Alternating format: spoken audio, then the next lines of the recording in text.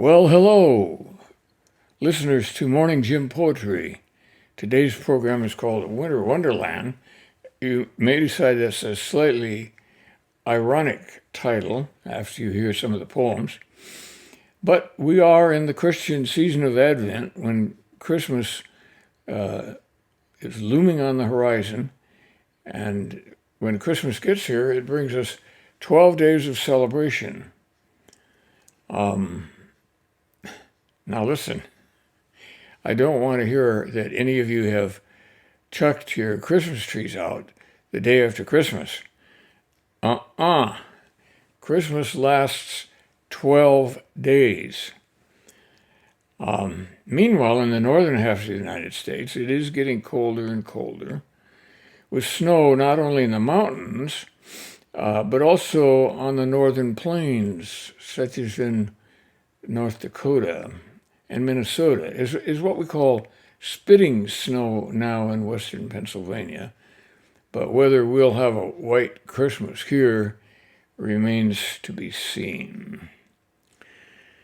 Looking for poems about a winter wonderland, I was not disappointed, but I was looking for poems that might take a slightly different cant, slightly different point of view than that presented by typical Christmas carols.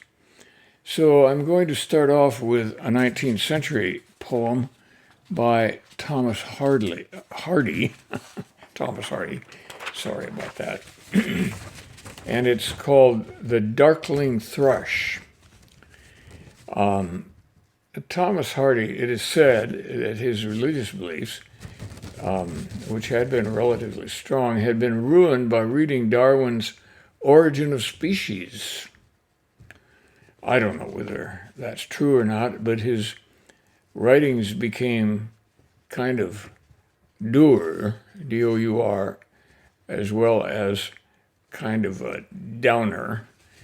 And you may find those attributes in The Darkling Thrush. I leant upon a coppice gate when frost was spectre gray, and winter's dregs made desolate the weakening eye of day. The tangled bind stems scored the sky like strings of broken lyres, and all mankind that haunted nigh had sought their household fires. The land's sharp features seemed to me the century's corpse outlent, its crypt the cloudy canopy, the wind its death lament. The ancient pulse of germ and birth was shrunken hard and dry, and every spirit upon earth seemed fervorless as I. At once a voice arose among the bleak twigs overhead, in a full-hearted even song of joy unlimited. An aged thrush, frail, gaunt and small, with blast-beruffled plume, had chosen thus to fling his soul upon his growing gloom. So little cause for carolings of such ecstatic sound was written on terrestrial things, afar or nigh around, that I could think there trembled through his happy good night air some blessed hope whereof he knew, and I was unaware. Well, sorry, but that's the kind of winter poem you could expect from Thomas Hardy, I'm afraid. Now, I'm going to move up, I think, on the scale and read a poem by Emily Dickinson. If I can find it here. It's one of her many poems, which is identified solely by its first line. And the first line is, "It sifts from leaden sieves." She's talking about snow. It sifts from leaden sieves, it powders all the wood, it fills with alabaster wool the wrinkles of the road. It makes an even face of mountain and of plain, unbroken forehead from the east unto the east again. It reaches to the fence. It wraps it rail by rail, till it is lost in fleeces. It flings a crystal veil on stump and stack and stem, the summer's empty room. Acres of seams where harvests were, recordless but for them. It ruffles wrists of posts as ankles of a queen, then stills its artisans like ghosts, denying they have been. That is a poem full of very original images of snowfall. It wraps it rail by rail, the fence, that is, till it is lost in fleeces. In other words, the snow is like a fleece winding around the fence. It flings a crystal veil on stump and stack and stem. The summer's empty room, acres of seams where harvests were, recordless but for them. It ruffles wrists of posts as ankles of a queen, then stills its artisans like ghosts, denying they have been. Very, very original images of the snow. I haven't seen anything like that in most other poems.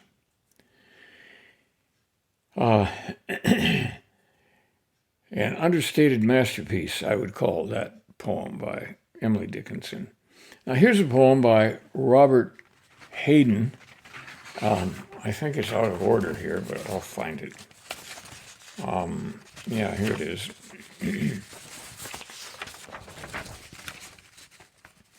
It's called Those Winter Sundays. Those Winter Sundays.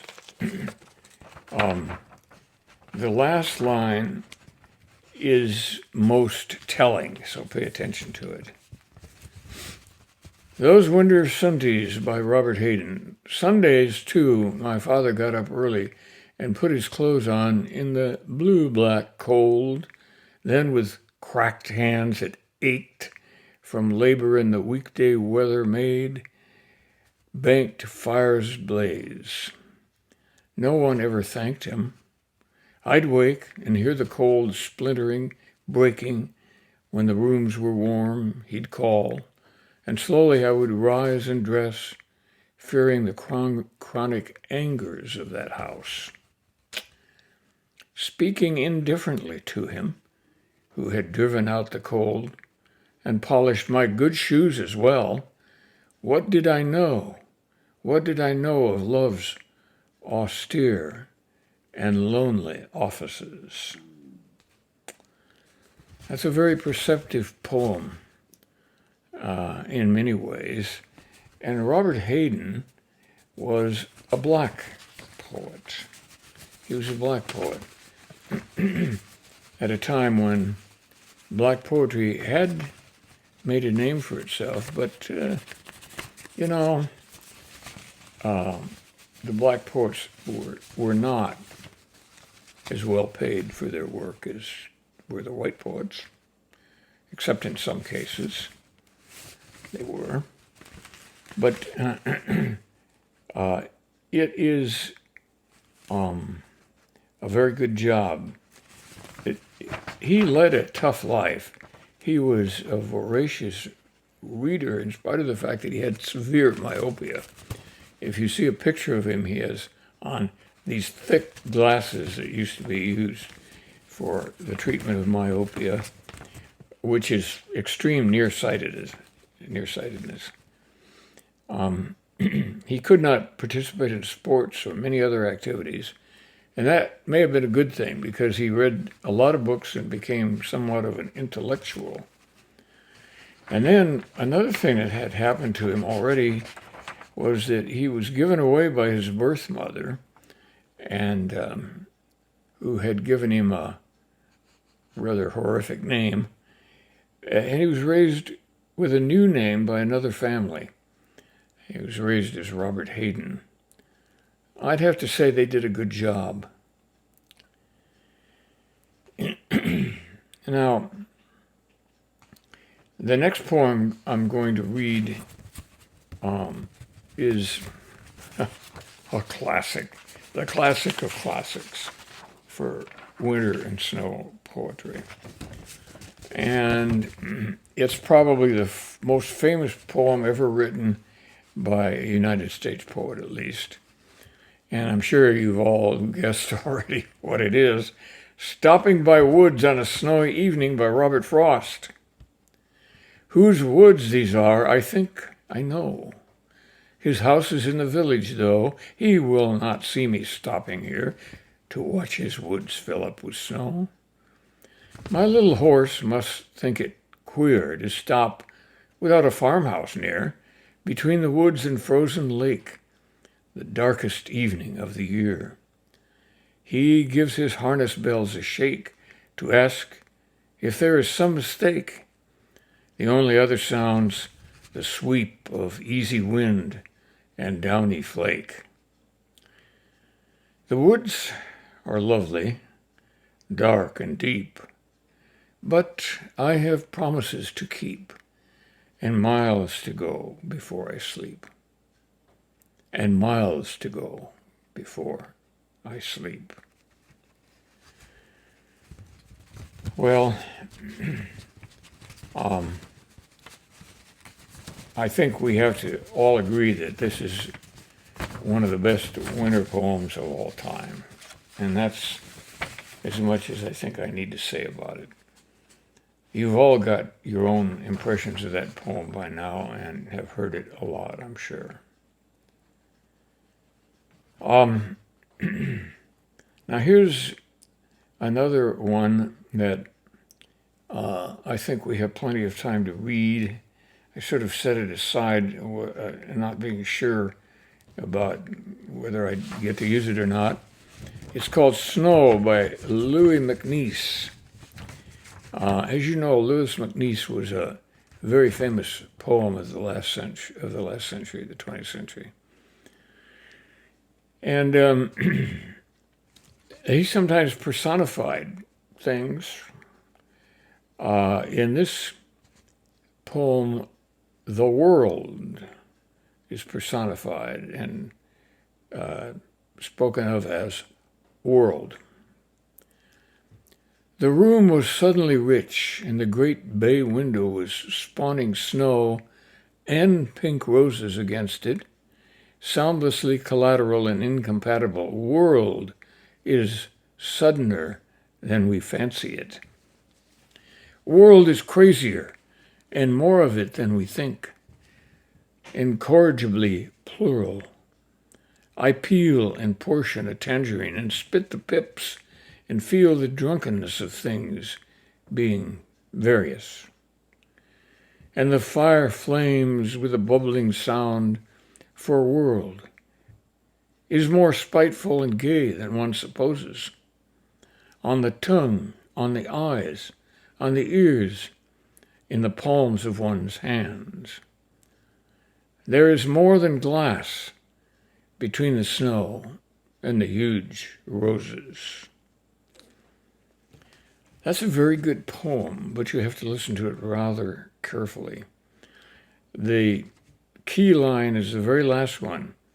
There's more than glass between the snow and the huge roses. Going back to the first of the poem, it says, the room was suddenly rich, and the great bay window was spawning snow and pink roses against it, soundlessly collateral and incompatible. World is suddener than we fancy it. So he set us up with a word picture of a room in which he was contemplating a tangerine, and he notices that he can see snow falling through the great bay window. And on the inside of the bay window, there was a bouquet of pink roses.